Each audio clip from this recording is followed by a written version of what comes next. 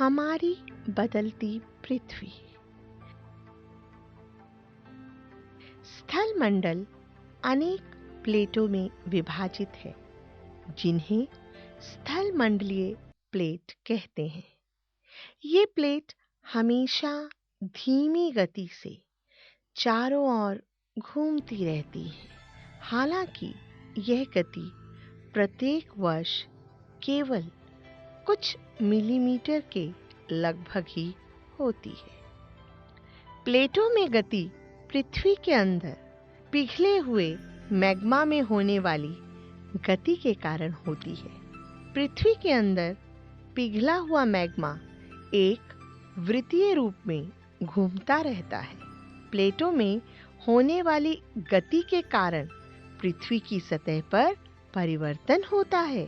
पृथ्वी पर परिवर्तन लाने वाले बलों को उनके उत्पन्न होने के कारणों के आधार पर विभाजित किया जाता है। पृथ्वी पर परिवर्तन लाने वाले बलों को दो वर्गों में बांटा जाता है: अंतर्जनित बल यानी एंडोजेनिक फोर्स और बहिर्जनिक बल एक्सोजेनिक फोर्स। जो बल पृथ्वी के आंतरिक भाग में घटित होते हैं उन्हें अंतर्जनित या एंडोजेनिक बल कहते हैं। अंतर्जनित बल कभी आकस्मिक गति उत्पन्न करते हैं तो कभी धीमी गति। भूकंप एवं ज्वालामुखी आकस्मिक गति के कारण उत्पन्न होने वाले अंतर्जनित बल हैं। इनके कारण पृथ्वी की सतह पर बड़े पैमाने पर हानि होती है। ज्वालामुखी भूपर पट्टी पर खुला एक ऐसा छिद्र है जिससे पिघले हुए पदार्थ अचानक निकलते हैं। स्थल मंडलीय प्लेटों में गति के कारण पृथ्वी की सतह पर कंपन उत्पन्न होता है। इस कंपन को भूकंप यानी अर्थक्वेक कहते हैं। यह कंपन पृथ्वी के चारों ओर गति कर सकता है। धरातल के नीचे वह स्थान जहां कंपन आरंभ होता है उद्गम केंद्र कहलाता है। धरातल पर वह स्थान जहां कंपन सबसे पहले पहुंचता है अधिकेंद्र कहलाता है। अधिकेंद्र से कंपन चारों ओर तरंगों के रूप में फैल जाता है। अधिकेंद्र एवं उसके निकटतम भागों में सबसे अधिक नुकसान होता है। अधिकेंद्र से दूरी बढ़ने के साथ साथ भूकंप की तीव्रता धीरे धीरे कम होती जाती है। भूकंप की भविष्यवाणी संभव नहीं है, लेकिन यदि हम पहले से तैयार हों तो इसके प्रभाव को निश्चित रूप से कम किया जा सकता है। स्थानीय लोग कुछ सामान्य तरीकों से भूकंप की संभावना का अनुमान लगाते हैं, जैसे जानवरों के व्यवहार का अध्ययन, तालाब में मछलियों की उत्तेजना और सांपों का धरातल पर आना आदि। मुख्य स्थलाकृतियां अपक्षय एवं अपरदन की प्रक्रिया द्वारा पृथ्वी पर लगातार बदलाव होते रहते हैं। पृथ्वी की सतह पर विभिन्न भौतिक, जैविक एवं रासायनिक क्रियाओं द्वारा शैलों के टूटने की क्रिया अपक्षय कहलाती है। धरातल पर जल, पवन, हिम जैसे कारकों के द्वारा शैलों को काटने छांटने की क्रिया अपरदन कहलाती है। वायु, जल आदि कारक अपरदित पदार्थों को एक स्थान से दूसरे स्थान पर ले जाते हैं, जिसे परिवहन कहते हैं। अपरदन के कारक परिवाहित पदार्थों को जब किसी स्थान पर ले जाकर छोड़ देते हैं तो इसे निक्षेपण कहते हैं। अपरदन, परिवहन एवं निक्षेपण की प्रक्रियाओं द्वारा धरातल पर विभिन्न स्थलाकृतियों का निर्माण होता है। नदी के कार्य। नदी का जल धरातल पर अपरदन का मुख्य कारक है। नदी अपने उद्गम से समुद्र तक की यात्रा में अपरदन तथा निक्षेपण की क्रिया द्वारा अनेक स्थल रूपों का निर्माण करती है। जब नदी के मार्ग में कठोर एवं मुलायम शैलों की परतें मिलती हैं, तो नदी मुलायम शैल को काट देती है और कठोर शैल को नहीं काट पाती है। ऐसी स्थिति में नदी किसी खड़े ढाल वाली घाटी में गिरती है, जिससे जलप्रपात का निर्माण होता है। जब नदी मैदानी भाग में प्रवेश करती है, तो ढाल कम होने के कारण उसकी गति मंद हो जाती है, जिससे वह मोड़दार मार्ग पर बहने लगती है। मैदानी भाग में नदी के इन्हीं बड़े मोड़ों को विसर्प कहा जाता है। नदी अपने विसर्पों के किनारों पर लगातार अपरदन एवं निक्षेपण कार्य करती रहती है।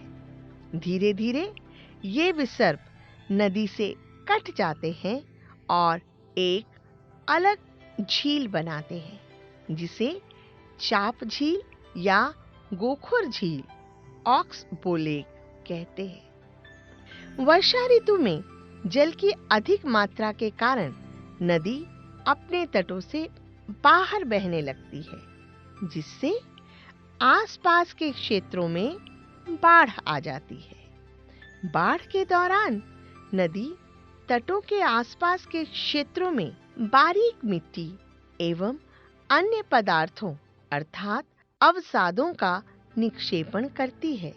नदी द्वारा अवसादों के निक्षेपण से समतल उपजाऊ बाढ़ के मैदान का निर्माण होता है। नदी के उठे हुए तटों को तटबंध कहते हैं। समुद्र तक पहुंचते पहुंचते नदी का प्रवाह धीमा हो जाता है और नदी अनेक धाराओं में बट जाती है, जिसे वितरिका कहा जाता है। वितरिकाओं में बटने के बाद नदी अपने साथ लाए अवसादों का निक्षेपण अपने मुहाने पर करने लगती है, जिससे डेल्टा का निर्माण होता है। समुद्री तरंग के कार्य। समुद्री तरंगे अपरदन एवं निक्षेपण प्रक्रिया के द्वारा तटीय भागों में अनेक स्थलाकृतियों का निर्माण करती हैं। समुद्री तरंगे लगातार शैलों से टकराती रहती हैं, जिससे शैलों में दरार विकसित हो जाती है। धीरे धीरे ये दरार बड़ी और चौड़ी होती जाती है, जिसे समुद्री गुफा कहते हैं। समुद्री गुफाओं के बड़े होने पर इनमें केवल छत ही बचती है, जिससे तटीय मेहराब बनते हैं। लगातार अपरदन से मेहराब की छत टूट जाती है और केवल दीवारें बचती हैं। दीवार जैसी इन आकृतियों को स्टैक कहते हैं। समुद्री जल के ऊपर लगभग सीधे उठे हुए ऊंचे शैलीय तटों को समुद्री भृगु कहते हैं।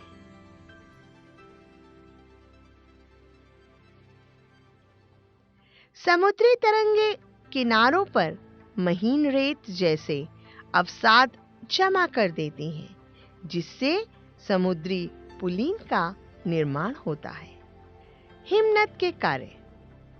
बर्फ की नदी को हिमनद या हिमानी कहते हैं। हिमनद अपने नीचे की कठोर चट्टानों से गोलाश्मी मिट्टी और पत्थरों को अपरदित कर देती है। हिमनद पर्वतीय ढालों पर गहरे गर्तों का निर्माण करते हैं, जिसे हिम गह्वर कहते हैं। पर्वतीय क्षेत्रों में बर्फ पिघलने से उन गर्तों में जल भर जाता है, जिससे झील का निर्माण होता है। पर्वतीय ढालों से नीचे उतरने पर हिमनद अपने साथ लाए गए छोटे बड़े शैल, रेत एवं तलछट मिट्टी जैसे पदार्थों को निक्षेपित करते हैं। ये निक्षेप हिमनद हिमोड़ का निर्माण करते हैं। पवन के कार्य। रेगिस्तान में पवन अपरदन एवं निक्षेपण का प्रमुख कारक है। रेगिस्तान में छत्रक अर्थात छतरी के आकार के शैलों को छत्रक शैल कहते हैं। रेगिस्तान में पवन शैल के ऊपरी भाग की अपेक्षा निचले भाग को आसानी से काटती है, इसलिए शैल के आधार संकीर्ण एवं शीर्ष अर्थात ऊपर का भाग विस्तृत होता है। रेगिस्तान में पवन अपने साथ रेत को उड़ाकर एक स्थान से दूसरे स्थान तक पहुंचाती रहती है। जब पवन का बहाव रुकता है तो यह रेत इकट्ठा होने लगती है, जिससे बालू टिब्बा का निर्माण होता है। जब रेत के कण महीन एवं हल्के होते हैं तो वायु उनको उठाकर काफी दूर तक ले जाती है। मार्ग में किसी प्राकृतिक या मानवीय रुकावट के कारण जब ये रेत के कण विस्तृत क्षेत्र में निक्षेपित हो जाते हैं तो इसे लोएज कहते हैं। चीन में विशाल लोएज निक्षेप पाए जाते हैं।